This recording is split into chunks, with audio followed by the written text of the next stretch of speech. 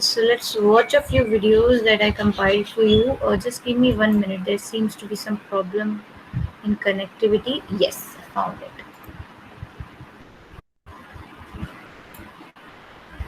अगर आपको वीडियो में कोई क्वेश्चन है, कोई चीज में कंफ्यूजन हो रहा है तो उसको लिख के रखिएगा and after the video is finish then I will come back to you.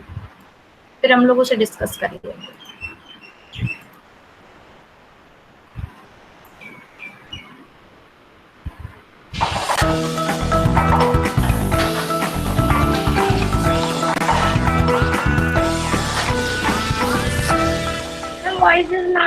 We talk a lot around here about different kinds of living things. Yes, what? Is there a problem? Ma'am full screen कर दीजिए. तो मैं करूंगी ना full screen. तो मुझे 2 minute का time तो दो. बीच में मुझे इंटरप्ट करोगे तो मैं वीडियो कैसे चलाऊंगी? Just have some patience.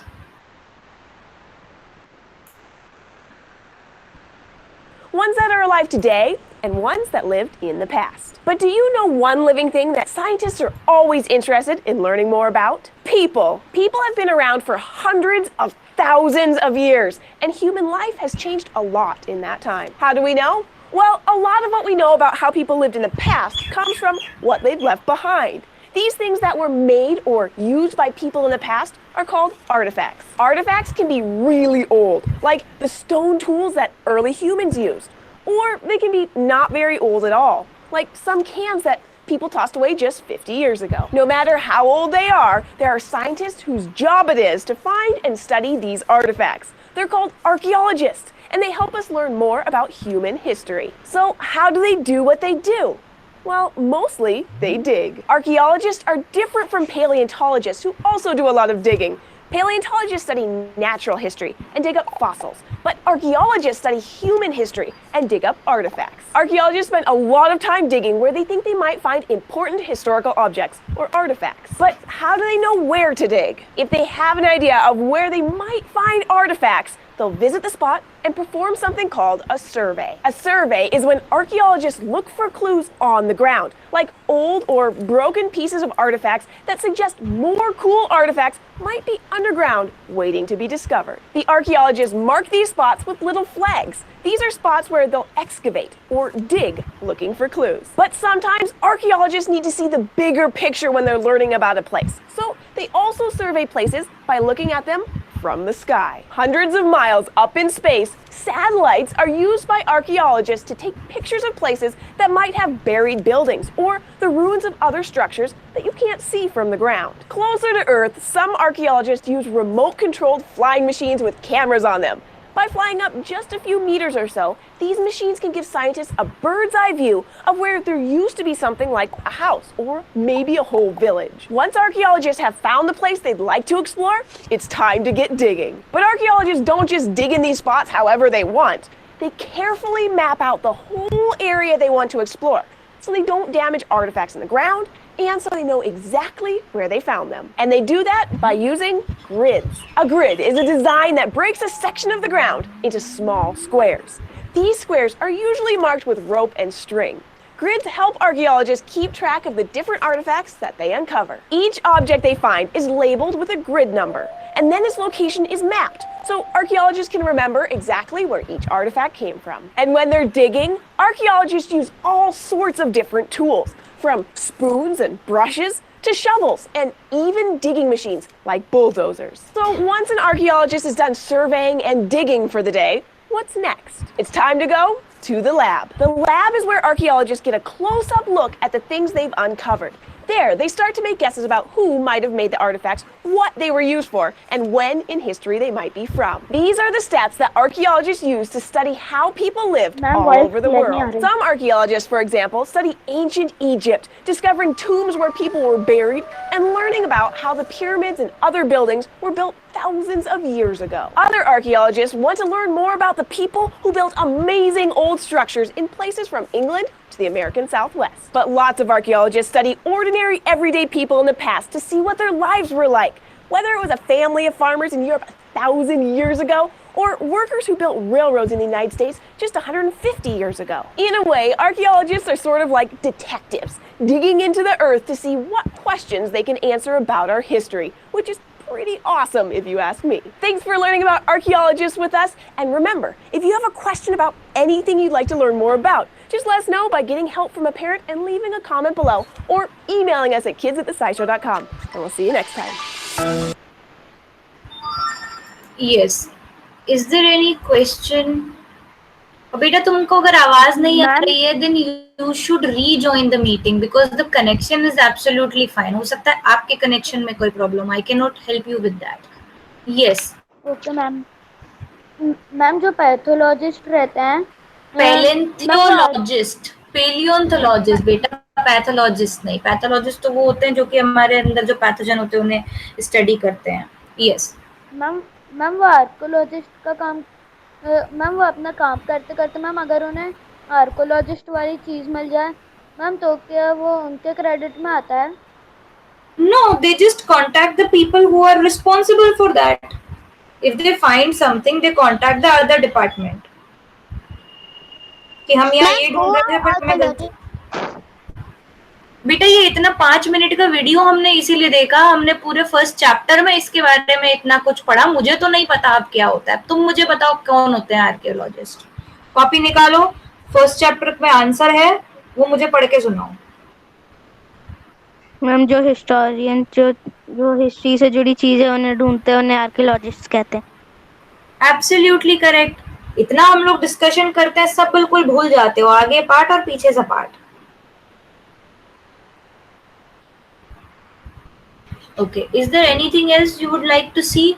और नहीं तो फिर मेरे पास और एक बहुत अच्छा वीडियो है which you will like more than this one.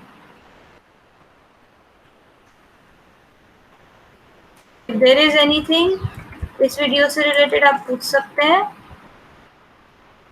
No ma'am. No ma'am. Okay, तो हम लोग ना अब एक वीडियो देखेंगे जो चीज हमें अब नेक्स्ट पढ़नी है. थोड़ा सा इसके अंदर डिटेल में ज्यादा है. It will be a little bit more out of the course but you will like it anyway.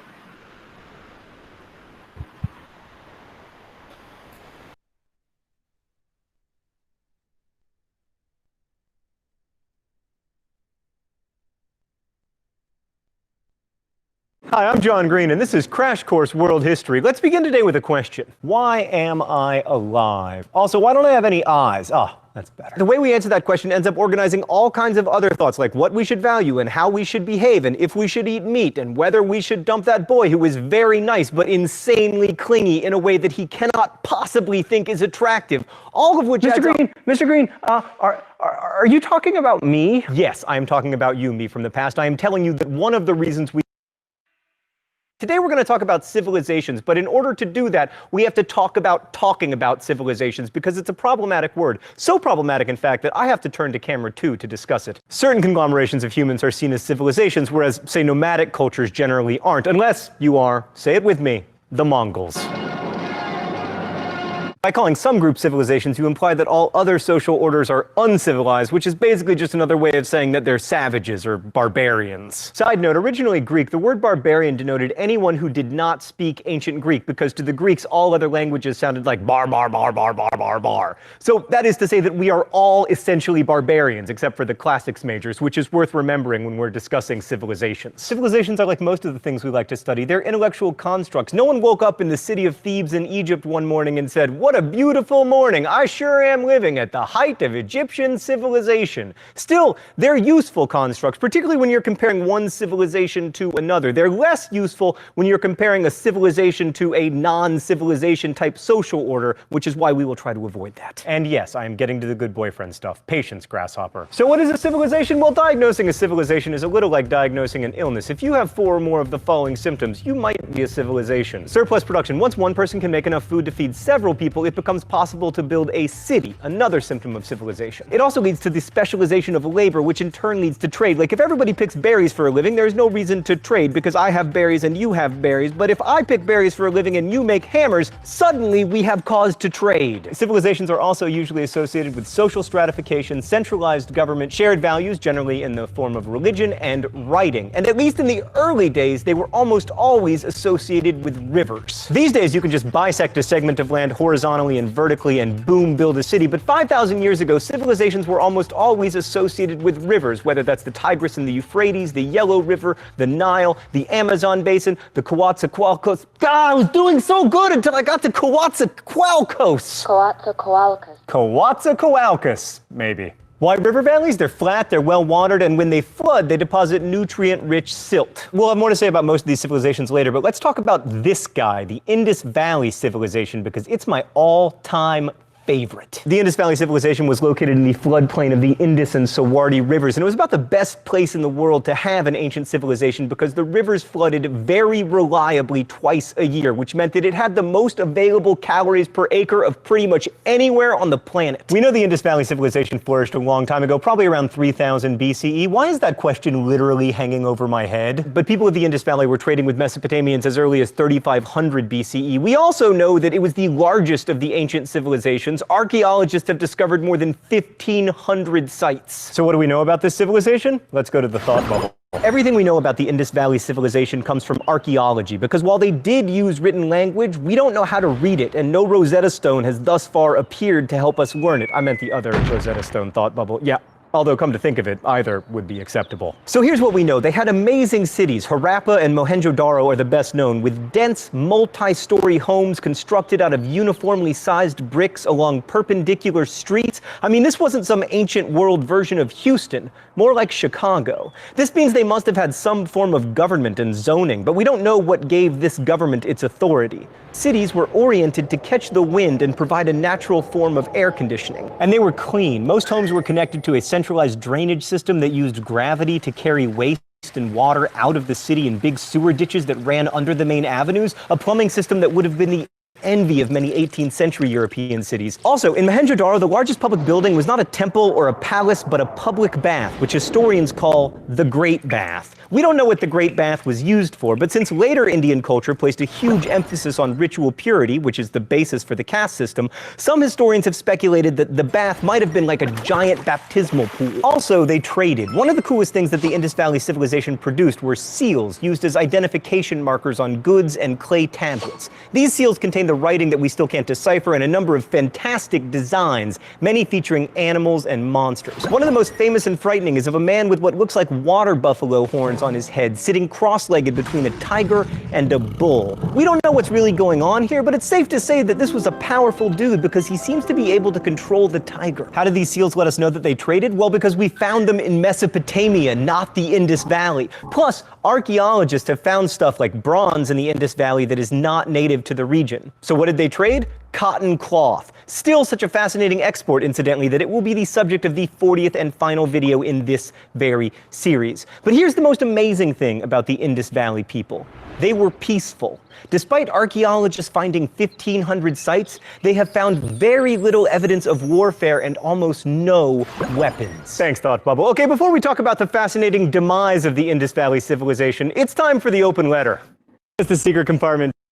Dear historians, scented candles, backless papers, or the Austro-Hungarian bath, not the epic bath of Mohenjo-Daro, or the bath to end Daro, or the wet one of them. They didn't morph into the current residents. What happened to these people? Well, here's what didn't happen to them. They didn't morph into the current residents of that area of the world, Hindu Indians or Muslim Pakistanis. Those people probably came from the Caucasus. Instead, sometime around 1750 BCE, the Indus Valley civilization declined until it faded into obscurity. Why? Historians have three theories. One, conquest. Turns out to be a terrible military strategy not to have any weapons, and it's possible people from the Indus Valley were completely overrun by people from the Caucasus. Two, environmental disaster. It's possible they brought about their own end by destroying their environment. Three, Earthquake. The most interesting theory is that a massive earthquake changed the course of the rivers so much that a lot of the tributaries dried up. Without adequate water supplies for irrigation, the cities couldn't sustain themselves, so people literally just picked up and left for greener pastures. Well, probably not pastures. It's unlikely they became nomads. They probably just moved to a different plane and continued their agricultural ways. I am already boring you, and I haven't even told you yet how to be a better boy and/or girlfriend. I'm gonna do that now. So we don't know why the Indus Valley civilization ended, but we also don't really know why it started. Why did these people build cities and dig swimming pools and make unnecessarily ornate seals? Were they motivated by hunger, fear, a desire for companionship, the need to be near their sacred spaces, or a general feeling that city life was just more awesome than foraging? Thinking about what motivated them to structure their life as they did helps us to think about how we structure our own lives. In short, you're clingy because you're motivated by without having to also be responsible for you. Also, you're not really bronze building cities together and collaborating to make sure that human lives are tilted to catch the wind. Next week, we will travel here to discuss the hot Mesopotamia, but in the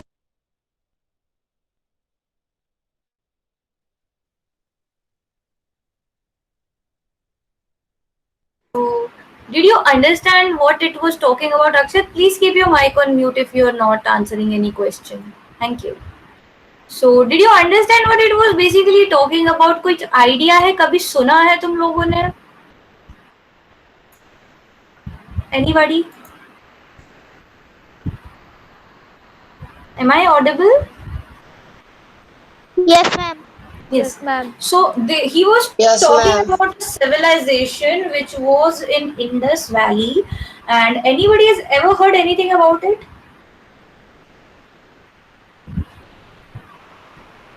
No. Okay, then you will. जो हम No, लोगों ma'am. की next class होगी, it will be the next chapter of history. I just let it be, beta. It was not related to the educational part of our video. Let it be, and I just started the video so that you can get an interest in what we have to study. हम लोगों का जो next chapter रहेगा, it will be revolving around this topic only. Let me just find the exact name of the topic. Just give me 1 minute. Yes. And it is in the earliest cities. It will start from page number 32. And we will study this Harappa and Mohenjo-daro in detail. तो क्योंकि अब हम लोगों को थोड़ा सा idea है that what we are doing about it, so what you will do is you will read this chapter, because if you read the chapter then you will have more questions, more queries. This is very interesting chapter, and this is how the civilization in India started. तो ये chapter आप लोग पढ़ेंगे, and I did not have much time in this class today because I had training, so I will conclude the question answer in the next session. हम लोग अगली class में जो हमारे क्वेश्चन आंसर बचे हैं SPL के वो कवर करेंगे, उसके बाद हम लोग ये नया चैप्टर शुरू करेंगे. तो अगर आप लोगों ने आंसर्स नहीं ढूंढे हैं चैप्टर 2 के, कोई बात नहीं, you get one more chance in the next class. You'll do that for me, and we will move forward from there. Ma'am, what is difference between BC and PCE? These are two different nomenclature that were used. First it was called before Christ, and now it is called before Christ era. Time के साथ बस थोड़ा सा उसका नाम बदल गया है, और कुछ नहीं है. Rosetta Stone was basically something that was discovered to decipher the Egyptian script. देखो स्क्रिप्ट क्या होती है, हम हिंदी अलग तरीके से लिखते हैं, हम इंग्लिश अलग तरीके से लिखते हैं. ये जो एंशिएंट लैंग्वेजेस हैं, दे हैड डिफरेंट कैरेक्टर्स. अब वो कैरेक्टर हमें समझ में कैसे आता, उसी के लिए we needed a type of help कि भाई जो लैंग्वेज अब कोई बोलता नहीं है तो आपको कौन बताएगा कि उसका क्या मतलब है. So Rosetta Stone was a stone which was found somewhere, and it had translation from the Egyptian script to the Greek script. Greek बोलने वाले लोग थे, तो उन लोगों ने उसको डिसाइफर किया कि जो इजिप्शियन में लिखा हुआ है उसका क्या मतलब था. So basically it helps as a guideline for translation of languages which are being spoken today. लेकिन हड़प्पन civilization के साथ क्या हुआ, that we have not found anything which will help us translate what they wrote. They wrote things, they had symbols, but उनका मतलब क्या था वो हमें नहीं पता. मैम मोहनजोदारो मैम बहुत ज्यादा बड़ी जगह थी मैम, पाकिस्तान से भी ज्यादा बड़ी थी. बेटा पाकिस्तान में एक जगह थी, पाकिस्तान तो पूरी कंट्री है. How can a city be bigger than a country? Mohenjodaro was located in the Pakistani part. और जब ये एक्सकवेशन शुरू हुए, ये एक्सकवेशन ब्रिटिशर्स ने शुरू करे, जब ब्रिटिशर्स हम पर राज कर रहे थे, तो उस टाइम वो इंडिया का ही पार्ट था. यस मैम, बहुत सारे देश इंडिया से अलग हुए हैं. No, it was just Pakistan and Bangladesh, just two of them. Ma'am पर Nepal, No, ma'am no, no. Nepal, Sri Lanka. They were never a part of India. They were never a part of India. Basically अगर India की हम बात करें तो India country as a concept it started after. Ma'am पर नेपाल तो था इंडिया का ही पार्ट. बेटा तुम्हें पता है तो अच्छी बात है, लेकिन मुझे तो ऐसा कुछ नहीं पता. बांग्लादेश भी था. मैंने बोला ना, Pakistan and Bangladesh were a part of India, Nepal was never a part of India. और बेसिकली अगर देखा जाए तो इंडिया जो एज अ कॉन्सेप्ट है कि इंडिया पूरी एक कंट्री है, ये भी इंडिपेंडेंस के बाद ही पूरा निकल के आया. नहीं तो इंडिया छोटे छोटे रजवाड़े हुआ करता था. There were small kingdoms, there were big empires, but पूरा India as a country did not exist until Britishers left us. Ma'am why the India is known as subcontinent? Indian subcontinent को subcontinent इसलिए बोला जाता है because although Asia is a very big continent, जो Indian subcontinent है उसका culture बहुत अलग है. It is different from the other places in Asia. बहुत अगर आप देखेंगे दुनिया में सबसे ज्यादा अलग है.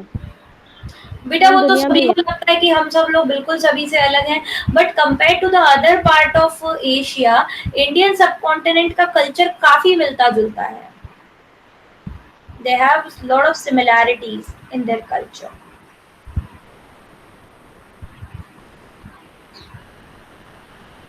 Is there anything else you would like to ask?